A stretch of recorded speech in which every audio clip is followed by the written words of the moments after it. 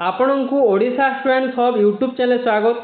देखंतु एबे बहुत बड़ नोटिफिकेशन टी आसी board of secondary education Odisha तरफ जोटा कि ओटीटी एग्जाम को नहीं ए पेज रिलीज होती कौन लिखाई in continuation to the press release dated 12/5/2026 तो OTT examination 2026 will be conducted on 5/7/2026 instead of 28/6/2026 as per time table given below. देखो जो ओटीटी एग्जाम थिला ताहार डेट एक्सटेंशन होइसी बढ़ी कौन होइसी ना जो 22/5/2026 रे हेबाकु थिला ताहा केबे हेबो ना ताहा 5/7/2026 रे हेबो।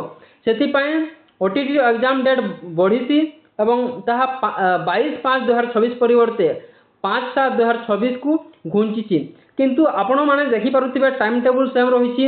टाइम टेबुल जो पेपर 1 टा सकाल 9 मध्याह्न 11:30 पर्यंत अच्छी एवं पेपर 2 टा मध्याह्न 2 ठारू अपराह्न 4:30 मध्य अच्छी। तेणु आपण मैंने जो मैंने एपर्यंत ओटीटी एडमिट कार्ड डाउनलोड करना निहाती से माने जाइकी डाउनलोड करंतु। तो एतिकी नोटिफिकेशन थिला तेबे आपण मैंने आकु आम चैनल को सब्सक्राइब करनंतु जदि एपर्यंत सब्सक्राइब करना आकु आहुरी क्लास माने आसीबो ओटीटी एग्जाम जेटी एग्जाम को नहीं। धन्यवाद।